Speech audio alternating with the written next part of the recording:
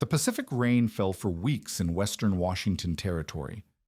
John Mercer learned what that meant his second winter in Gray's Harbor country in 1879 when streaks ran down his cabin walls and bottom logs turned soft.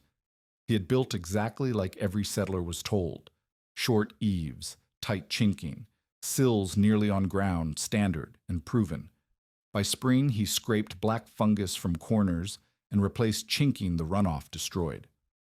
Across the rain belt, American settlers fought the same battle in cabins rotting within 3 years. Norwegian neighbor Lars Eriksen quietly applied an old country method that kept his walls dry through the same storms. While Mercer replaced rotted logs, Lars's cabin stayed sound season after season. We'll reveal the exact steps behind this moisture control system. What did Lars understand about rain and wood that saved walls when proven frontier methods failed? The dense second-growth fir and cedar of western Washington territory held water like a sponge. Along the tributary valleys of Gray's Harbor, where the Pacific storms drove inland through gaps in the coastal range, the ground stayed soft 8 months of the year. Moss grew thick on the north sides of stumps, and morning fog rose from creek beds well into summer. This was the country where John Mercer and his neighbors had built their cabins following the standard American frontier pattern learned from army posts and wagon train camps: low-pitched roofs that shed water quickly, with eaves extending just 1 foot to 1.5 feet beyond the log walls to save on lumber and labor. The climate defeated their method within 2 seasons. Where driving rain struck the exposed upper walls, dark vertical streaks marked the path of water that found every gap in the chinking and ran down the interior face of the logs. The lower courses, sitting nearly at ground level on minimal sills, absorbed splash from the bare soil whenever roof water struck the earth directly beside the foundation. After 3 winters, Mercer's neighbor to the south was forced to replace his bottom 2 log courses when the corners turned spongy and began to settle. Another settler found black fungus spreading behind his bed where constant exterior wetting had penetrated through checks in the wood. The pattern repeated across the rain belt. Cabins built to the standard specifications showed the same sequence of failure. First, the chinking crumbled where water ran down the walls. Then moss began growing in the widening gaps between logs. And finally, the wood itself began to soften at the points of heaviest water concentration.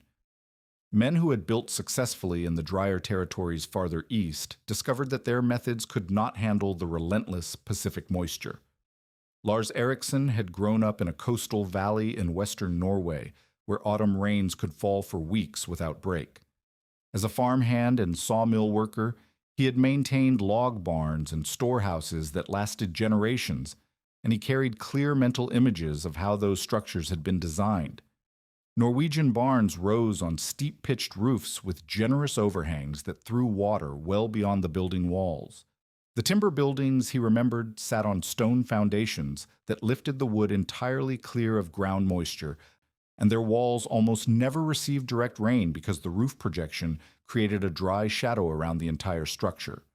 When Lars prepared to build his cabin on a low bench above the tributary, he made a decision that his neighbors would soon call excessive.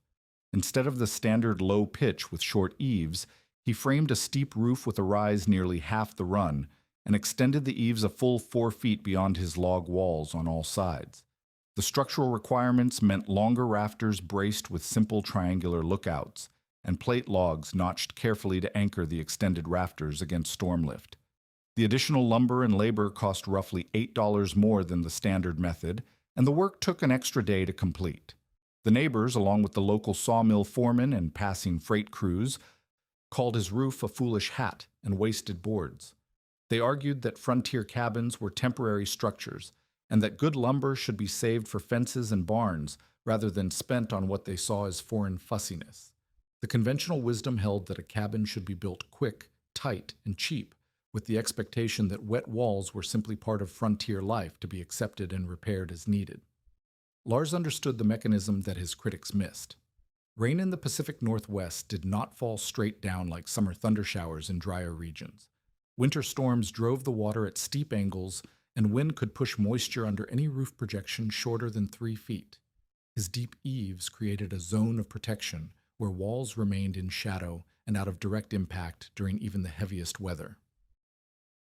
More critically, his extended roofline placed the drip edge far enough from the foundation that splashback from the ground could not reach the lower logs. The difference became measurable during the winter storms of 1878 to 1879. After 3 consecutive days of hard rain driven by southeast winds, Mercer's cabin showed broad wet patches on the upper walls where water had struck directly through the minimal eave protection. The lower courses displayed a dark band extending nearly a foot up from the ground, where splash had repeatedly struck and soaked into the wood. Inside, visible streaks ran down the interior walls, and drafts increased as the chinking loosened from constant runoff. Lars's walls under the 4-foot eaves remained dry to the touch, except for faint dampness at the very bottom course. And even that cleared within hours of the storm's end. His interior walls showed no water streaks, and his chinking required only minor seasonal maintenance where neighbors were forced to repack their joints after every major storm. The mechanism proved itself through simple observation. Bulk water fell from his roofline onto ground 4 feet away from his foundation, while his neighbors' short eaves delivered their roof water directly beside their walls where it immediately rebounded onto the lower logs. By late spring, the performance gap had become undeniable. Neighbors scraped fungus from their lower logs and calculated the cost of corner repairs, while Lars's exterior walls had barely darkened from their original color. The extra lumber that critics had called wasteful was proving its value in avoided maintenance. Preserved chinking and walls that cycled through brief surface dampness rather than sustained soaking. The method drew from a clear knowledge lineage. Norwegian log construction had evolved over centuries in wet coastal climates, where builders learned that generous roof projection was not decoration, but essential infrastructure. The timber churches and farmhouses that survived for generations all shared the principle that walls must be kept dry by design rather than repaired after damage. Lars was applying proven technology to a similar climate, not inventing from speculation. Other settlers began to notice the difference, though few were ready to abandon their familiar methods. The contrast between Lars's dry walls and his neighbors' deteriorating structures created quiet tension in the small community. Some dismissed his success as luck or attributed it to his choice of building site rather than his construction method. Others suspected that his foreign approach might have merit, but were reluctant to admit that their own methods were proving inadequate. The test continued through the following seasons, with each winter storm providing fresh evidence of the two approaches. Standard cabins required increasing amounts of firewood as wet walls lost their insulating value, and drafts increased through deteriorating chinking. Lars's tight, dry structure held heat efficiently and required less fuel to maintain comfortable temperatures. The cost difference in avoided repairs and reduced fuel consumption was already exceeding his initial investment in extended rafters and additional roof boards. The first neighbor to copy Lars's steep roof learned that solving one problem could reveal another. Thomas Fletcher built his cabin the following spring with a roof pitched nearly as high as the Norwegians, but he set his sill logs directly on leveled ground, following the standard practice he had learned building grain storage sheds in Ohio. By his second winter, Fletcher's cabin showed the same pattern of rot that had defeated the short eave structures, despite his roof throwing water clear of the walls. The issue lay in the ground itself. Western Washington's saturated soils held winter moisture well into summer, and spring runoff created temporary pools that could stand for days around any structure built at grade level. Fletcher's bottom logs sat in direct contact with soil that never fully dried, providing decay fungi with the constant moisture they needed to establish colonies in the wood. The rot worked upward from the ground contact points, softening corners and compromising structural integrity, even as his roof kept direct rain off the upper walls. Lars observed Fletcher's failure and recognized a problem he had not fully solved in his own construction. Though his extended eaves protected walls from above, groundwater and surface runoff still threatened the foundation zone. Winter storms brought not only vertical rain, but also hillside flow that could pool around any cabin built without attention to drainage patterns. His own sill logs, though they had performed better than his neighbors, still showed signs of moisture absorption during the wettest periods.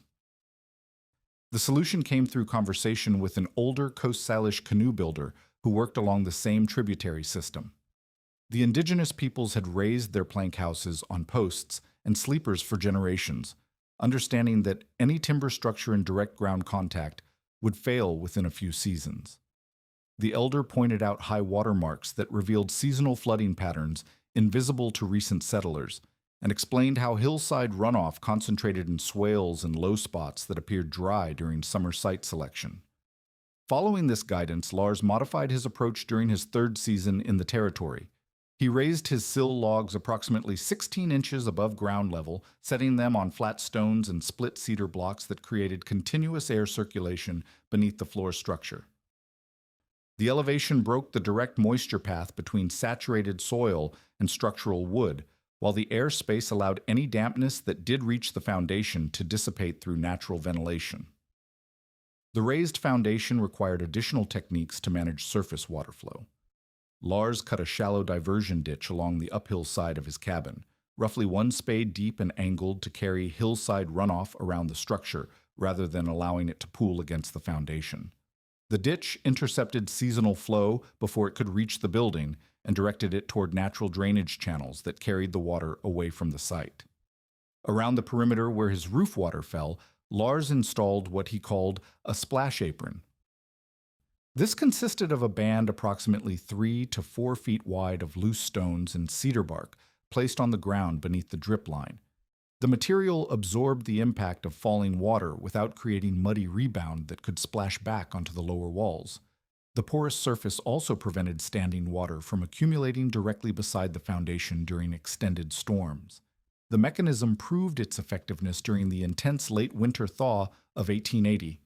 Warm Chinook winds combined with heavy rain to create flood conditions throughout the tributary system. Neighbors whose cabins sat at or near ground level found their floors damp and their foundation logs standing in shallow pools of runoff that had no outlet. Some structures developed a pronounced tilt as softened sill logs compressed under load. Lars's elevated foundation cleared the flood zone entirely. His diversion ditch carried hillside water past the cabin without allowing it to concentrate against the structure, while his splash apron remained firm underfoot instead of turning into the muddy soup that surrounded lower cabins. Most importantly, the airspace beneath his floor remained clear and dry, allowing continuous ventilation that prevented moisture buildup in the critical zone where wood met stone. The durability advantage became measurable within 5 seasons. Neighbors who had followed Fletcher's example of copying the roof pitch while ignoring foundation principles found themselves replacing sill logs and corner posts as rot compromised their structural integrity. The repairs required jacking entire walls to remove damaged timbers, a dangerous and expensive process that often had to be completed during the worst weather when the damage became critical. Lars's raised foundation showed no signs of decay, even after direct inspection with a knife point. The stone and cedar block supports remained stable and level, while the air circulation kept all timber components dry enough to ring hard under an axe pole. The 16 inches of clearance provided enough space for periodic inspection and maintenance, allowing problems to be identified and corrected before they compromised structural integrity. The knowledge synthesis drew from multiple sources that converged on the same principle. Indigenous builders had learned through generations of observation that wood and wet ground could not coexist in permanent structures. Norwegian traditions included stone sill barns that elevated timber above moisture and frost, though Lars had to adapt these methods to work with available materials and local drainage patterns. The combination created a foundation system that addressed both the immediate ground contact problem and the larger site drainage issues that affected long-term performance. Other settlers began to notice the difference, particularly after the flood season exposed the vulnerability of ground-level construction.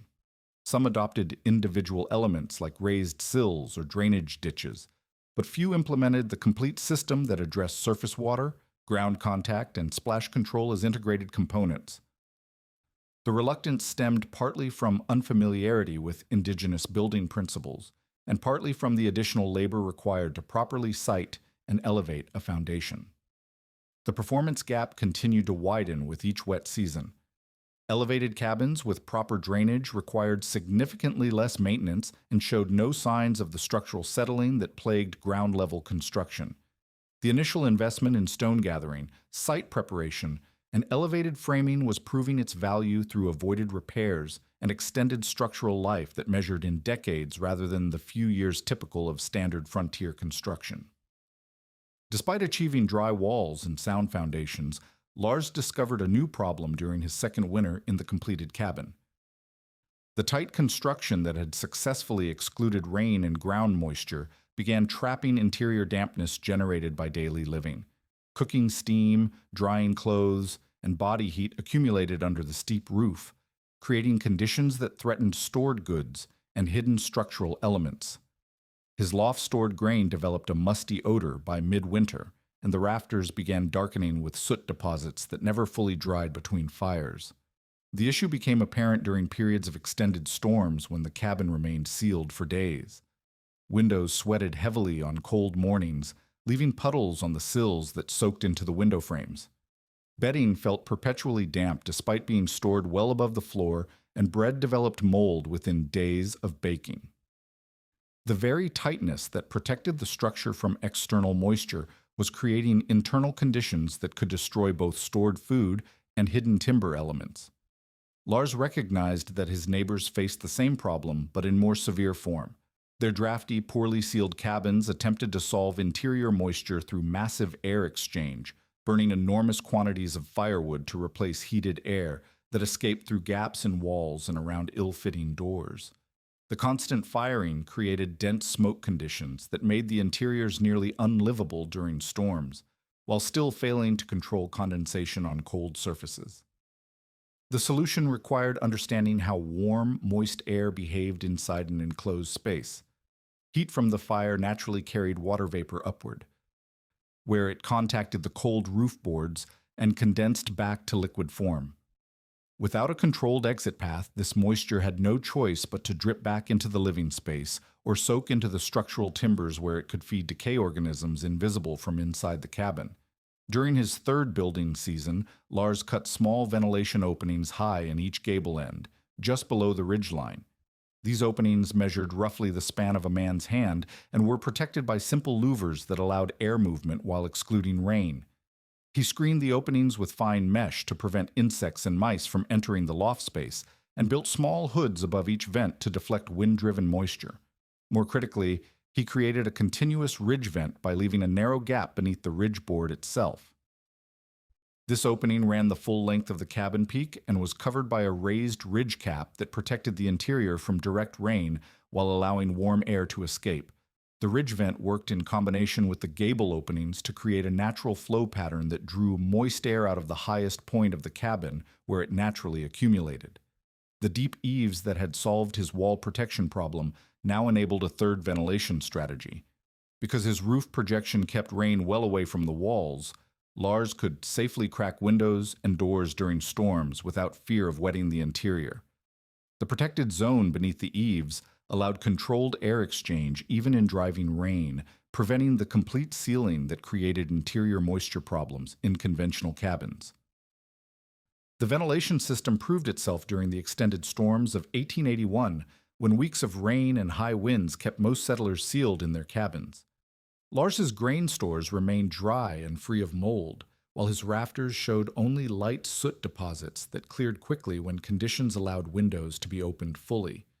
Most importantly, his structural timbers remained dry to knife-point testing, indicating that hidden decay was not developing in the critical roof assembly.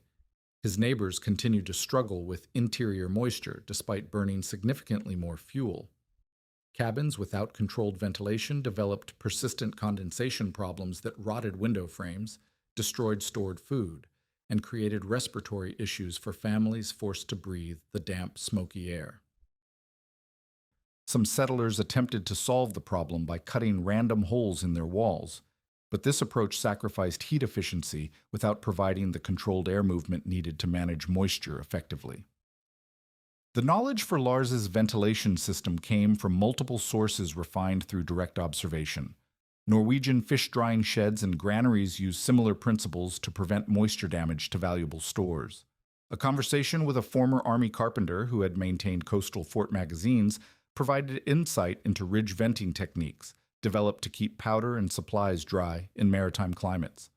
Most critically, Lars's own trial and error observations taught him how the three elements work together: high outlets for warm, moist air, controlled low inlets for replacement air, and protected openings that could function even during storms.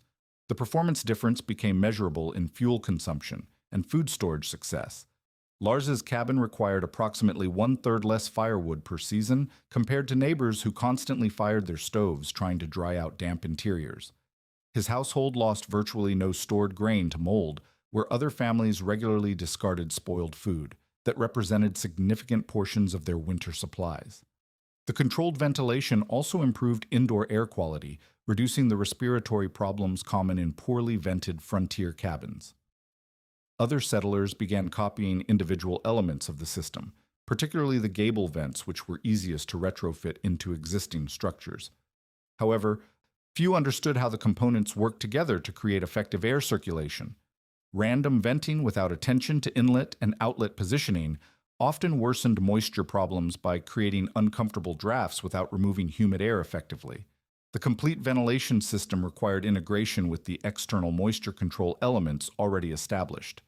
Ridge and gable vents could only function safely because the extended eaves prevented rain from entering the openings during storms. The raised foundation allowed air circulation beneath the floor that supported the overall ventilation pattern. Each element reinforced the others to create interior conditions that preserved both human health and structural integrity over extended periods of severe weather. By his fourth season, Lars had developed a comprehensive moisture management approach that addressed water intrusion from above, below, and within the living space. The system required more initial planning and construction time than conventional methods, but eliminated the ongoing maintenance costs and health problems that plagued standard frontier construction throughout the Pacific Northwest's demanding climate. The back-to-back Pacific storms of the early 1880s provided the ultimate test of competing construction philosophies.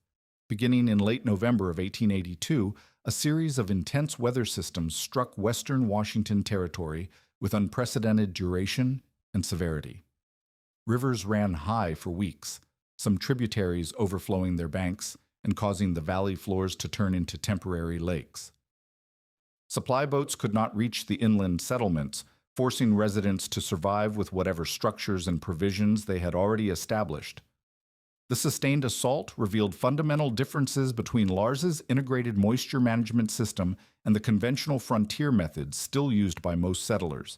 Cabins built with short eaves, ground-level sills, and minimal ventilation began showing critical failures within the first 10 days of continuous storms. John Mercer's structure, now in its fourth winter, developed a pronounced lean as the southeast corner settled where rotted sill logs compressed under the building's weight. Emergency cribbing with split cedar blocks became necessary to prevent complete structural collapse. Throughout the tributary valley, similar scenes repeated as standard construction methods proved inadequate for the sustained moisture assault. Thomas Fletcher's cabin, despite its steep roof, required immediate attention when groundwater pooled around the foundation and penetrated upward through the floor joists. The interior became uninhabitable as mold colonies spread across stored grain and bedding, forcing his family to shelter with neighbors whose structures remained sound. The economic consequences compounded rapidly. Settlers with failing cabins found themselves cutting replacement logs in miserable conditions, working in driving rain and standing water to salvage structures that should have lasted decades. Multiple families lost entire seasons' worth of stored food as dampness penetrated containers and spoiled flour, beans, and preserved meat that represented months of work and substantial cash investment. The labor required for emergency repairs consumed time that could not be spared from other survival tasks during the harsh winter season. Lars's cabin weathered the same storms without structural stress or interior moisture problems. His 4-foot eaves directed torrential rainfall well beyond the splash apron, while the raised foundation cleared even the highest floodwaters that accumulated around ground-level structures.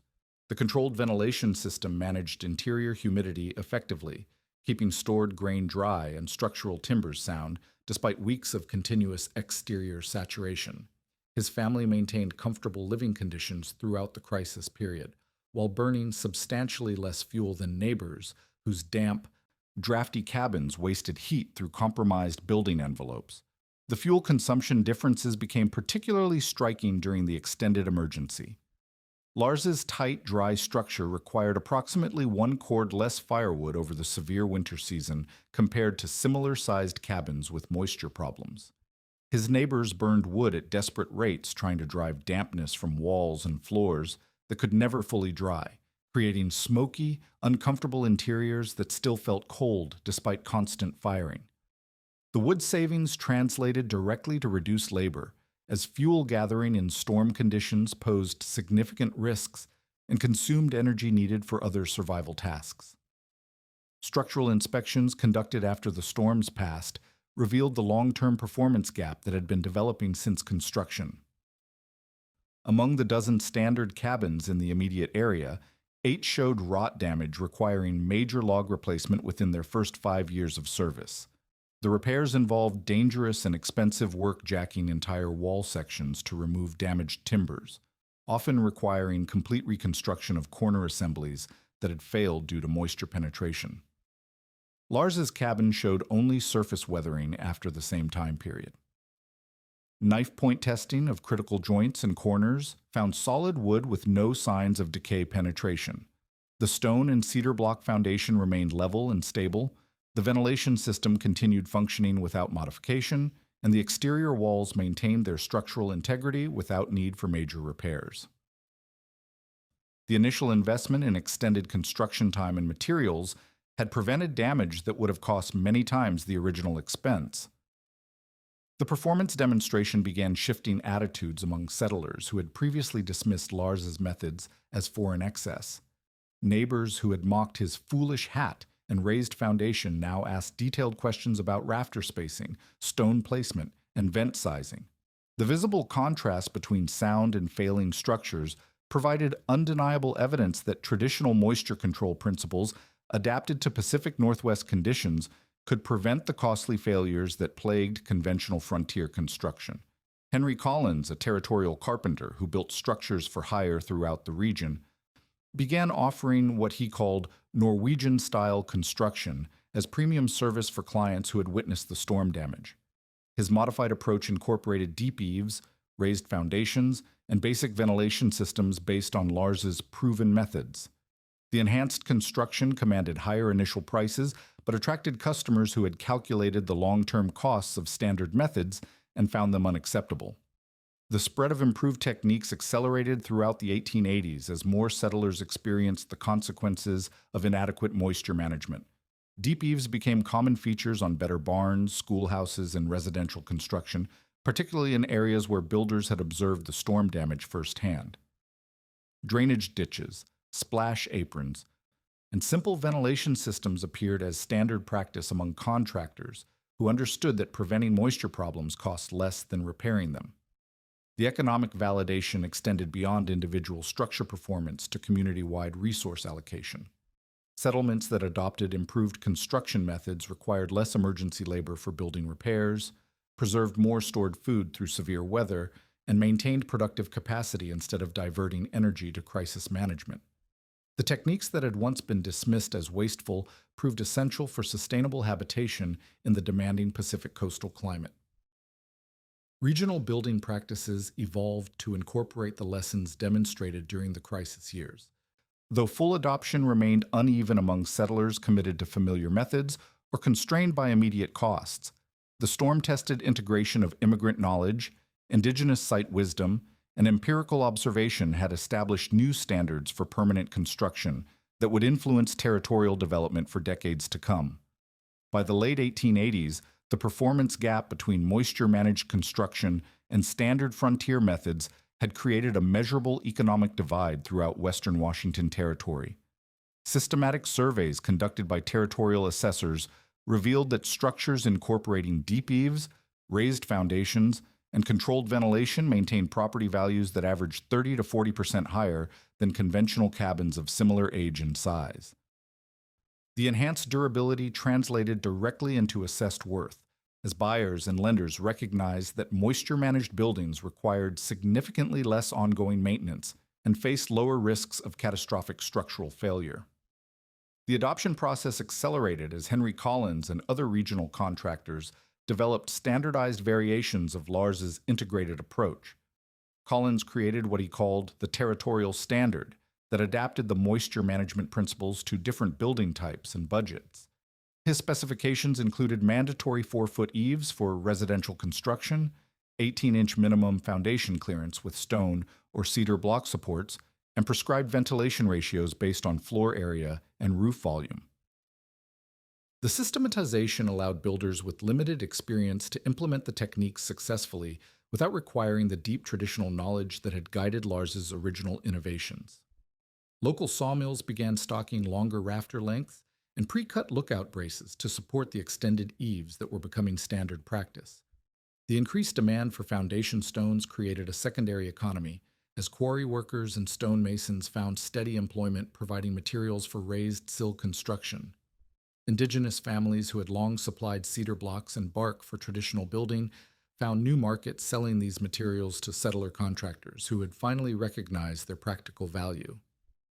The knowledge transfer process revealed how traditional building wisdom could be preserved and transmitted across cultural boundaries. Coast Salish craftsmen, who had advised Lars and other early adopters, began working directly with territorial contractors, teaching site drainage techniques and foundation principles that incorporated centuries of accumulated observation. The exchange created hybrid building practices that combined Scandinavian timber framing, indigenous site management, and American frontier expediency into construction methods specifically adapted to Pacific Northwest conditions. Educational institutions reinforced the technical evolution by documenting and teaching improved methods. The Territorial Agricultural College established a practical building course that included moisture management as fundamental curriculum rather than optional enhancement. Students learned to calculate proper eave projection based on wall height and local rainfall patterns, to assess drainage requirements for different soil types, and to design ventilation systems that maintained interior air quality without sacrificing heat efficiency. The formal instruction ensured that improved techniques would continue spreading as trained builders established practices throughout the developing territory. Specialized building types demonstrated the versatility of the moisture management approach when adapted to different functional requirements. Territorial schools built with deep eaves and raised foundations showed dramatically better performance than earlier educational buildings, maintaining dry interiors that prevented the respiratory problems common in poorly ventilated frontier schools. Commercial grain storage facilities incorporated Lars's principles to protect valuable commodities from the mold and rot that had previously caused substantial economic losses during wet seasons. The long-term structural performance vindicated the initial investment in enhanced construction methods through measurable service life extensions. Systematic inspections conducted in the mid-1890s found that moisture-managed buildings constructed in the early 1880s remained structurally sound without major repairs. More so, while conventional structures from the same period had required extensive corner rebuilding, sill replacement, and foundation reconstruction. The maintenance cost differences compounded over time, with properly built structures requiring only routine upkeep, while standard construction demanded expensive emergency interventions every few years.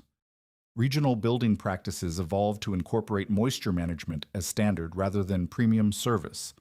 Territorial building codes, developed during the 1890s, mandated minimum eave projections and foundation clearances for permanent construction in high rainfall areas. The regulatory framework eliminated the option of constructing inadequate buildings that would require public assistance during structural failures, effectively institutionalizing the techniques that had proven essential for sustainable habitation in the coastal climate. The economic impact extended beyond individual building performance to community development patterns. Towns and settlements that adopted improved construction methods experienced more stable growth as residents invested in permanent structures rather than temporary shelters requiring constant replacement. The enhanced building durability supported agricultural and commercial development by providing reliable storage and processing facilities that protected valuable goods and equipment from weather damage. Documentation efforts preserved the technical knowledge for future generations while acknowledging its diverse origins. Territorial surveys recorded the performance advantages of moisture-managed construction and credited both immigrant building traditions and indigenous site management wisdom as essential contributions to successful Pacific Northwest architecture. The recognition established a precedent for incorporating traditional knowledge into formal building practices rather than dismissing such expertise as primitive or irrelevant. Modern building science would later confirm the fundamental principles that Lars and his teachers had applied through empirical observation. 20th century research into building envelope performance, moisture transport mechanisms, and ventilation requirements validated the traditional techniques that had been developed through centuries of trial and error in similar climates. The convergence between scientific analysis and traditional practice demonstrated that effective building methods often emerged from careful observation of natural processes rather than theoretical speculation. The territorial experience established moisture management as a foundational requirement for permanent construction in wet climates, influencing building practices throughout the Pacific Northwest and similar regions. The integration of immigrant knowledge, indigenous site wisdom, and frontier adaptation created construction methods that remained relevant well into the modern era, proving that traditional building wisdom, when properly understood and applied, could outperform conventional approaches that ignored fundamental environmental realities.